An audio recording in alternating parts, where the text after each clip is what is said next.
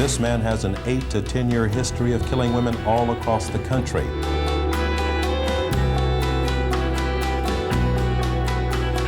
An employee coming in just after 8 this morning made the horrible discovery. 4 employees of the Malibu Grand Prix stabbed to death. She doesn't dispute that she stabbed her husband a staggering 193 times. Harris's 16-year-old daughter witnessed her stepmother run the wheels of her Mercedes over her dad several times. Police say the suspect may be responsible for the murders of at least 6 women.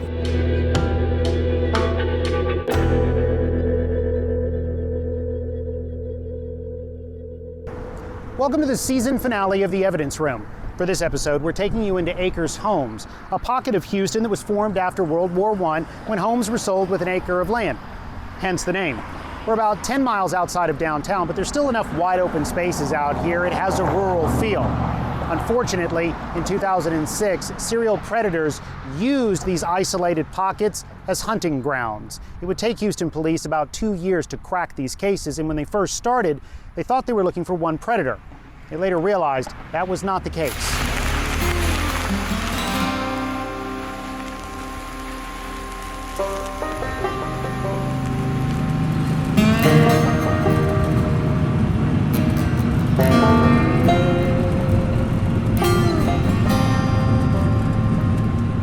You know, when you asked me about doing this, I knew it would be very, very complicated because the storyline can get confusing because so much was happening, and if you don't say that part, you would not understand how did y'all get over here? What brought you on? That's how confusing and how stressful this investigation was. Crime scene after crime scene after crime scene. Reports of the so-called Acres Homes serial killer on the loose had this community afraid of what he could do next. It was frightening because I have mother, daughter, and family in the area.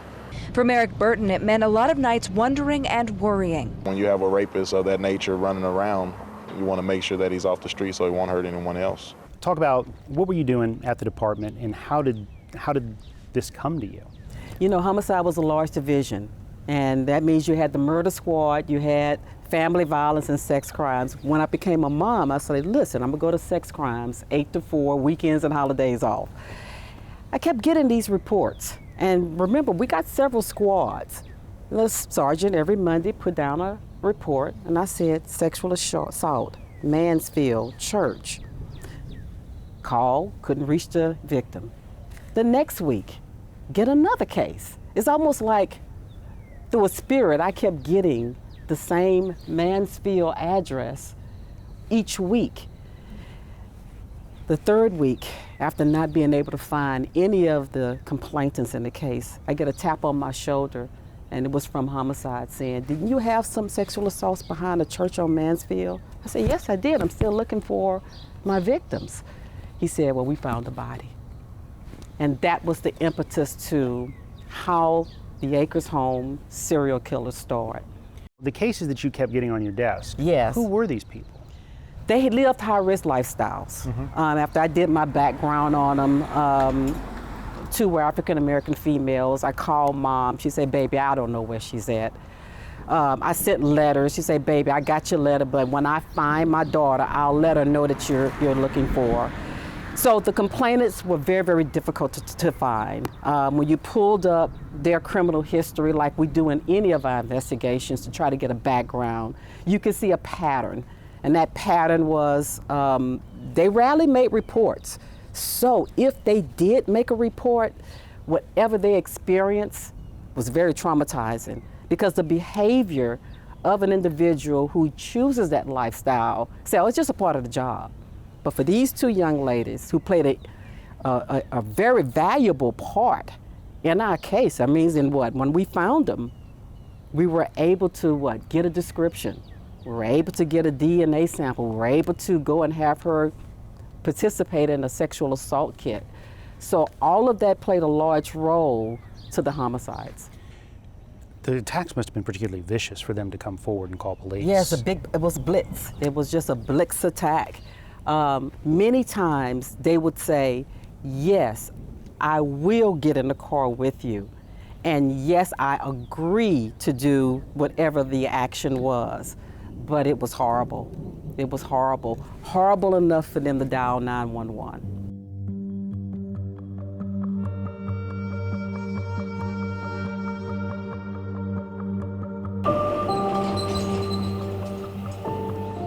Is this where you found a body? This is where Pamela Goss' body was located, yes.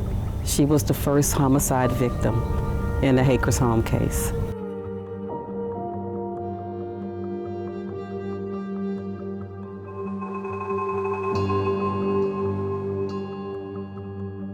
She was all the way in the back, and they were actually having a service here, like on the weekday service. And one of the deacons walked out and he saw blood. And he followed the trail of blood and said, oh my God, there's a body. She was my baby. 50 years old, but she was my baby. When her family talks about Pamela Goss, there's still a tangible sense of loss 3 years after she was killed. Not for me, it still hurt just as bad. It still hurt just as bad. Goss was murdered April 2nd, 2006, stabbed to death over and over, her body left behind this church for the pastor to find. I was horrified because it seemed to be like someone just threw a human being around like an old fender of a car. What made you think that Pamela Goss was the start of something, not just an isolated incident? When we interviewed the living victims, in other words, this was a pattern that was starting. All of these cases had so many similarities, we knew that we were possibly looking at the same offender by description, by the vehicle, all of that. And based on what we obtained from our living victims, we knew that this was an overkill. This was something that was not normal. This was multiple stab wounds. If you were going to actually hurt someone, why do it to that extent? Then we started looking back at other homicides. And that's when we found out, well, listen, we had a young lady that was in another area that was listed as a possible natural death. And that was on Zebra. And we said, well, she's nude. She's laying here with no clothes on and her feet are clean. So how did this occur? So I reopened that case. I said, unless she levitated. Right, because if it was truly natural, then her feet would be dirty because she would have had to have walked to that spot. She would have to walk to the spot and say, you know what, I'm gonna pick this spot. I'm gonna not have no clothes on and you ain't gonna find my clothes. And I'm just gonna float in the air and land.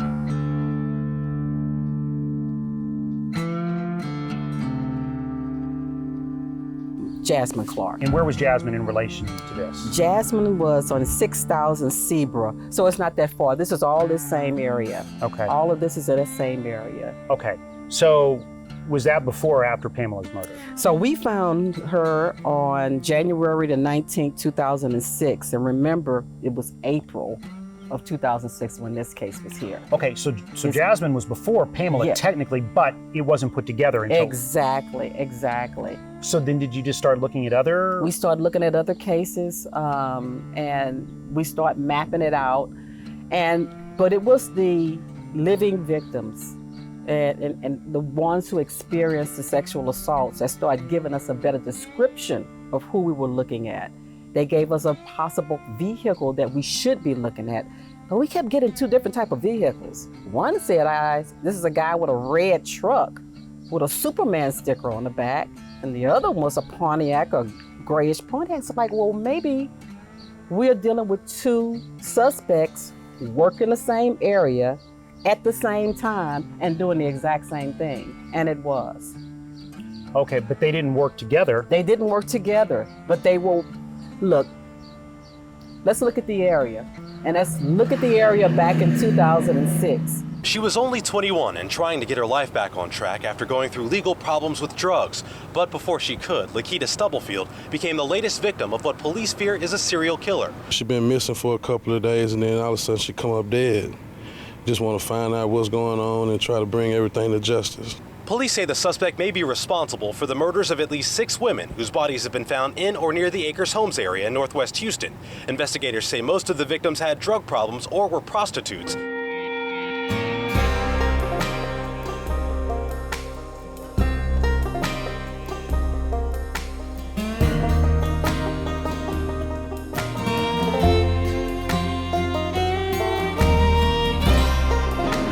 a lot of vacant lots here, a lot of tall weeds, a lot of places to hide. Was that a hindrance back then? It was not only a hindrance, but it was also a crying point.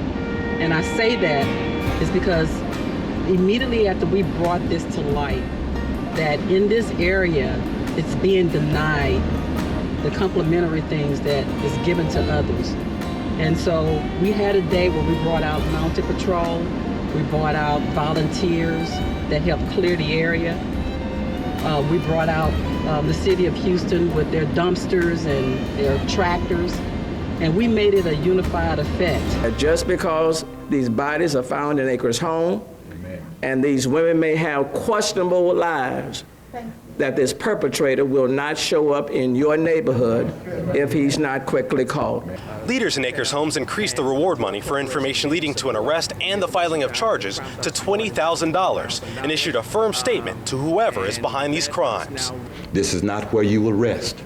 We will seek you out. We will find you.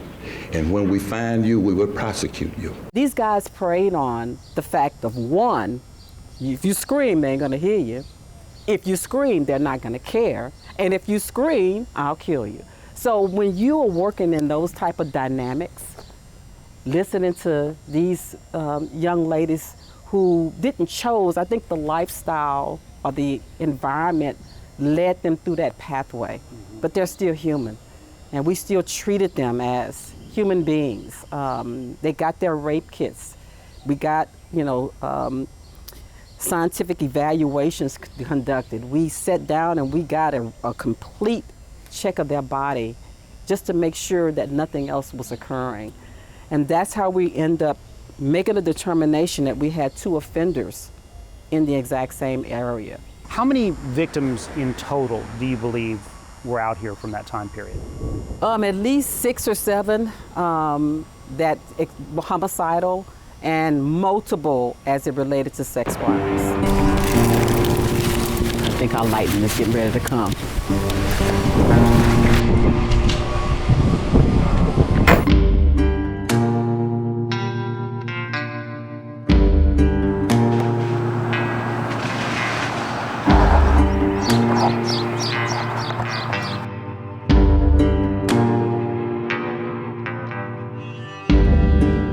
In one case, one of the females was found across from a residence because her dogs ran out. And as a result, this dog comes back with what appears to be part of a femur, part of a leg. And so the homeowner was like, whoa, this doesn't look right, so they go across the street and of course they find a white female who obviously was murdered. But when we looked in the trees above us, we saw condoms. And so that spot had become so popular that the minute they finished their acts, they would flick the condom in the tree. So we had a tree full of condoms. And we ended up collecting maybe 12 or 13 condoms from the top of the tree.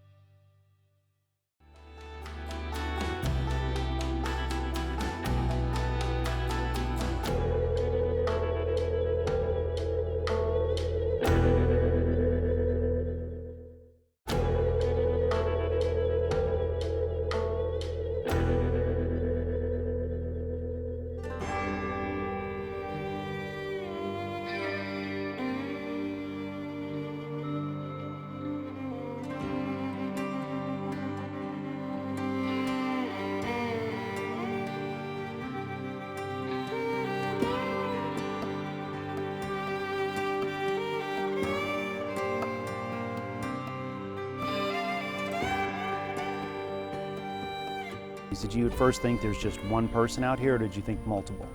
We had no idea it would be multiple people. You have to understand the element of the environment.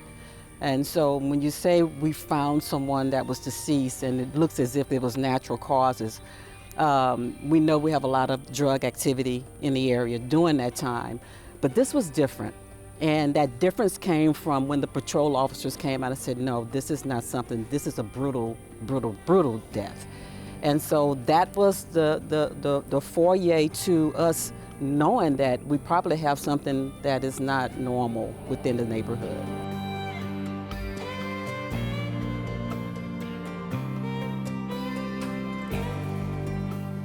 It was brutal. What the females experienced, they should not have gone through it. We're talking multiple stab wounds as it relates to just our first victim, which was Pamela Goss. I remember going to the medical examiner's office, and the ME said, Detective Shorten, I'm just gonna stop counting because that's how many stab wounds that we have. So we're just gonna use the word multiple. Did you have many witnesses, given the way these women were just found in vacant lots and wooded areas? No, not really. And you have to understand the dynamics of what we were experiencing.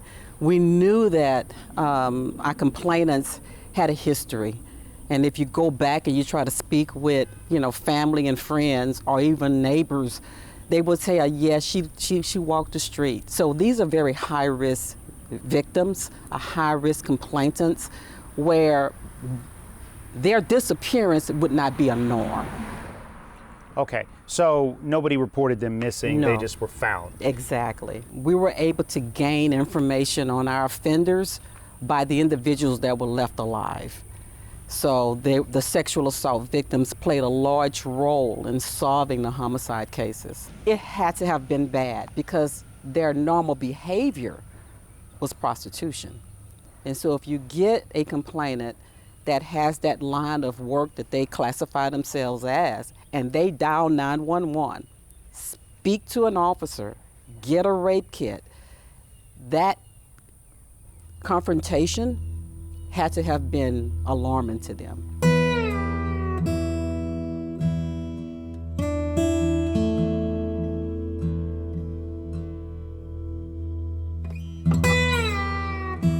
One of our complainants was sexually assaulted, and one of the things she said he had scales.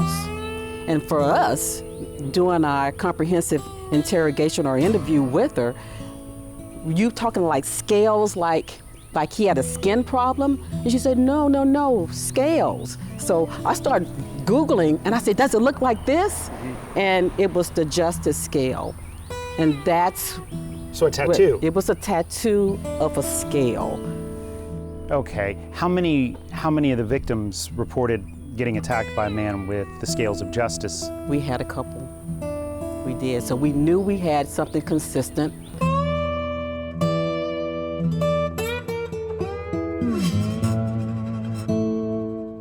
We knew we were dealing with an African-American male, bald head. And so we went to every roll call.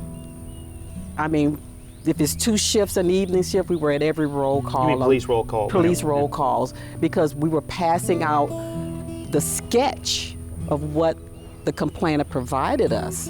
That was all we had, an arm with a scale. That's what she provided. So that's what you had to go on? That's what we had to go on. And so we're talking now, speaking with every African-American male who had that on their arm, which is Libra. So of course we had quite a few. So you had multiple people with the scales of justice. We had on their multiple tattoo, people. Tattooed on their arm. Exactly, exactly.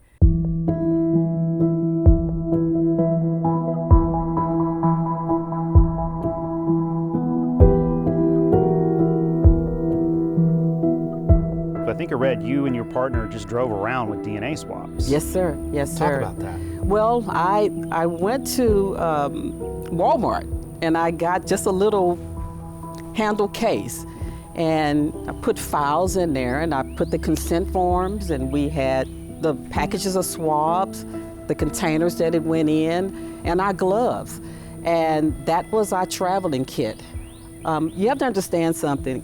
The dynamics of recognizing that you were investigating not only the sexual assaults, you were also investigating the homicides.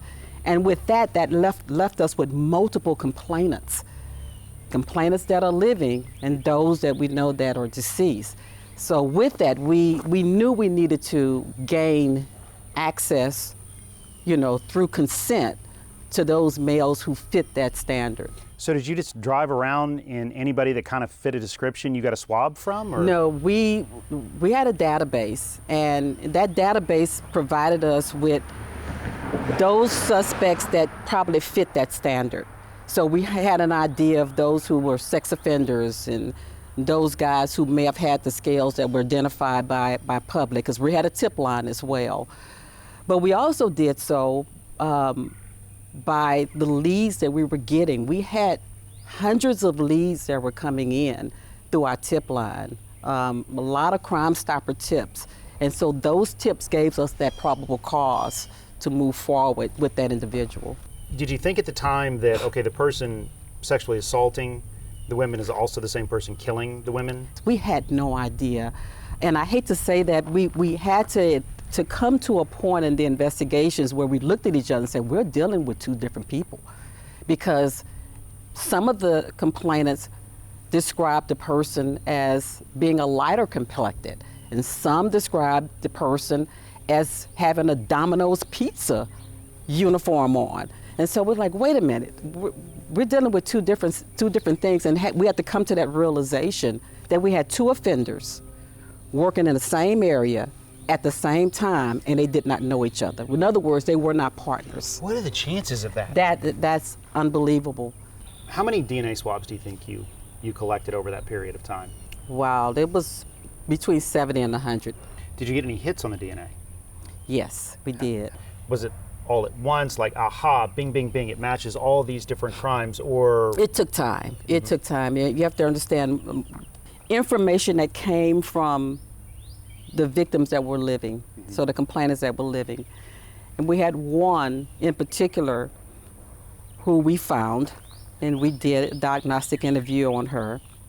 And she said, when he finished, he took my sweater and he cleaned himself with my sweater and threw it back at me. And we were like, what? Yes. I said, do you still have that sweater? She said, yes, I do. It's sitting in the corner of my apartment. That's that door. So taking that sweater, testing it against all of your swabs that you've gained, provided us with a profile. And so with that profile, that goes into the database, and we end up getting a CODIS hit on one of our dead girls and that sweater, which led us to an offender. When did LaMarcus pop up on your radar? We never were able to identify him by name. The only thing that we were capable of doing was to put his sketch out, but he identified himself when he changed locations.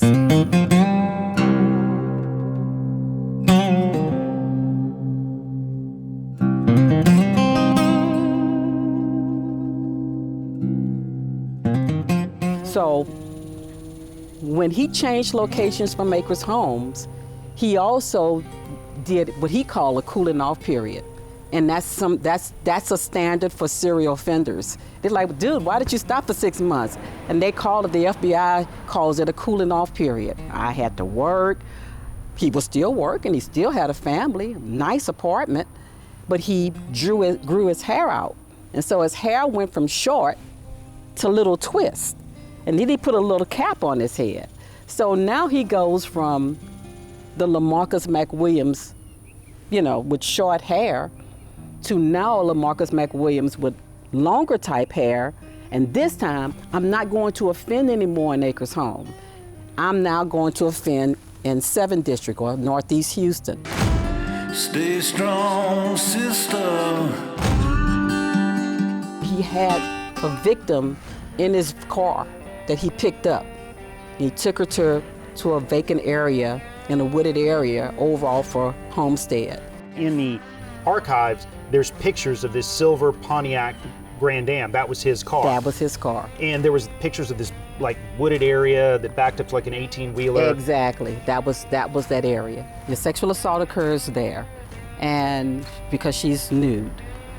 when the acts are over, now it's time for me to leave. I can't because now I'm stuck.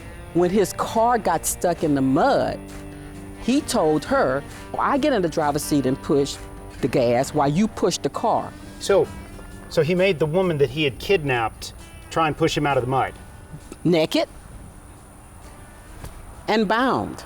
And when that didn't work, the trunk is open, he puts her in, closes trunk, walks across the street to the Texaco and finds this Good Samaritan that actually was there gassing up his big dually truck. He said, sure, dude, I'll help you. He asked the guy, can you push me out? And he came, and then as he's doing, he heard the knocks. And he said, oh man, don't worry about that, ain't nothing. He said, no, something's not right. Something's right now. That's when the trunk kicks open. She's able to kick the trunk open? And get out, runs to the neighbor's house. He dials 911. The neighbors are dialing 911 while LaMarcus is in the woods. So when officers respond, they say, I see somebody ducking, peeping through the woods, and they order them out. And I know I'm gonna go all the way back when I said we made roll calls to every officer. And we went to all the roll calls and we saturated them with that flyer because all we had was this and a sketch. The scales of justice. So as LaMarcus was wanted for some traffic, so as he's arresting him, he was like, hold on.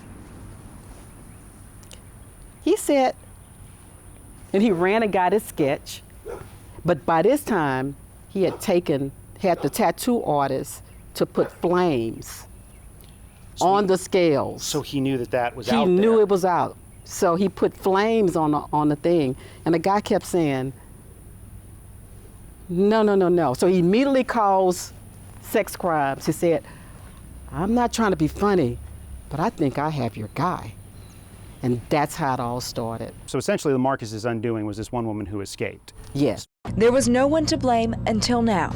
Police say 33-year-old LaMarcus McWilliams' DNA connected him to Goss's murder and 5 other sexual assaults, including a 13-year-old back in 1996.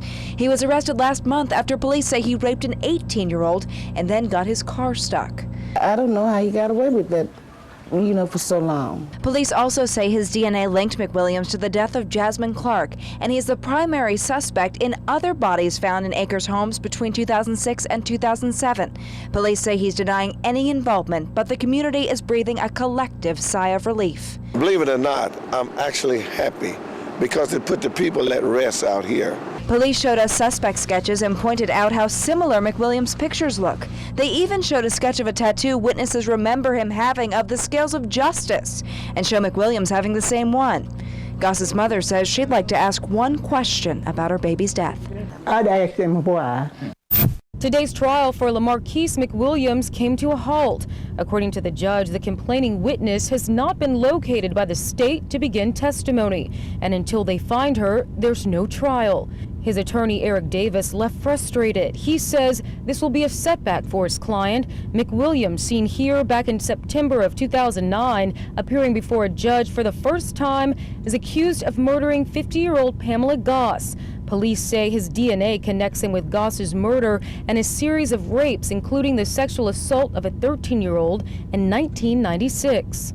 So he's in prison for life for sexual assault, aggravated sexual assault of the last young lady. Exactly. He was charged with Pamela's murder. It was used in punishment. So, going out on a limb here, I'm assuming the prosecutor went, well, his DNA was found on Pamela, but all that means is they had sex, and Pamela is a prostitute. Here we have eyewitnesses, Exactly. We have like a first-hand account. Exactly. So this is the stronger case. This is a stronger case. Even though this was the most brutal case, not minimizing the sexual assault, but yeah, the degree to reach that, through a trial, it can be a little complicated at times. But it was used at punishment. It was used in punishment. So do you feel that she got her justice? Yes, beautiful family, just a beautiful family, and they walked with me through that whole process. And But they are very satisfied with the fact that the offender that caused the death of their loved one is serving time for it. Before you got on Lamarcus, did you get other hits on the DNA? Yes, we did. Again, when we go back, we knew we had other offenders because the descriptions were different. When Willie Blanca, not too far here in Acres Home, was found in the ditch, we went to Greens Point to talk to her mother to find out, can you give us a history?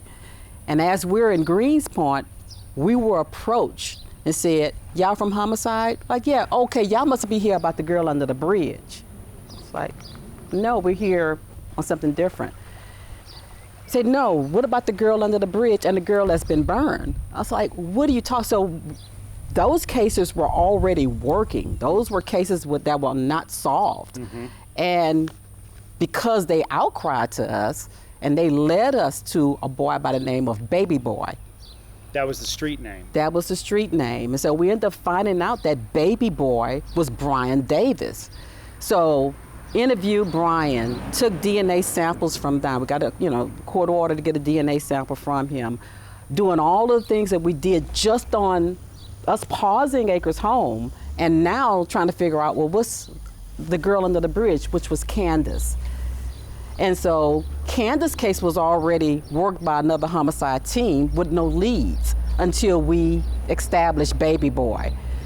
And then that's when we ended up finding out that Baby Boy was associated with Candace's case. So Brian Davis matched Willie and Candace. Exactly. Even though the Candace and Willie murders were in two different areas and essentially had nothing to do with one another. Yes, and we never associated Brian with Acres Home. That's what made the investigation so tedious, because here we are finding a body in this area where we know we have an active serial that's going on.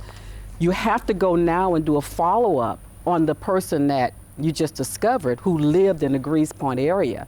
And as we are there, new information comes in on cases that are totally different from the ones that we're working. So we worked them.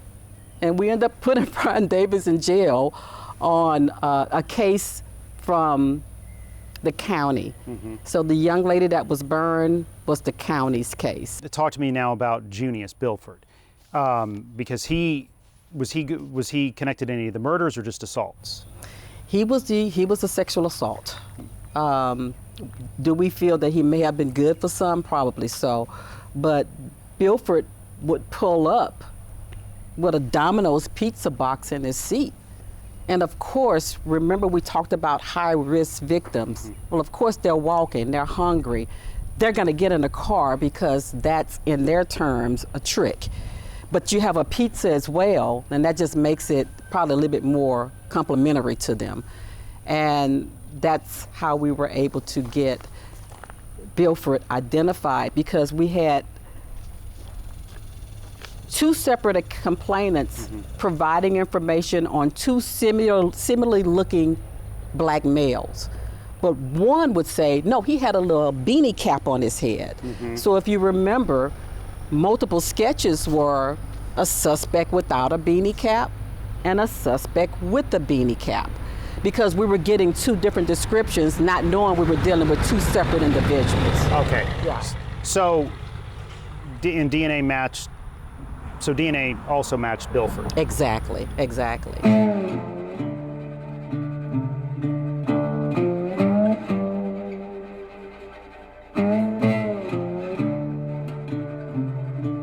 After those three arrests, though, did the murder stop? It stopped.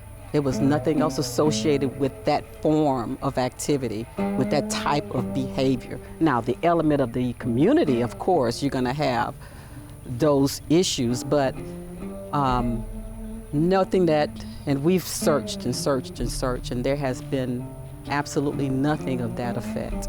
That matched those types of Not that attacks. behavior, no.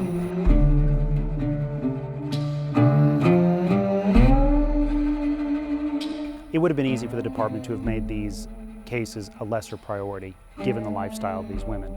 But that didn't happen, did it? It didn't happen, no. I remember while I was in sex crimes, getting a report, and it gave this address, and it gave a sexual assault that occurred. And then, of course, you're going to pull up the criminal history of that person who's making. That's just a part of your investigation. And you see the multiple arrests for prostitution. Yeah, you can quickly formulate that opinion. But why would I now make a report? And I didn't make all of these prostitution cases that I see that you have. Why, when I run you as a complainant, I don't see any other reports? That's a red flag for us. That means something was out of the ordinary to make me say this went beyond a change of money for a service. This was to a whole different level. And it's sad that we have to think like that, but you don't minimize anyone who makes a report at all. And a lot of times doing this case, we search for those who did not make a report, and we made one for them. Whether or not it matched any of the offenders that we were looking at, it's just the mere fact that we were not only providing a service, but providing that counseling, that you don't have to accept this action. That's your body, but you don't have to accept being abused, or hurt or threatened. And so we encourage them that there are alternatives. Every life matters. Every life matters. Yes, sir.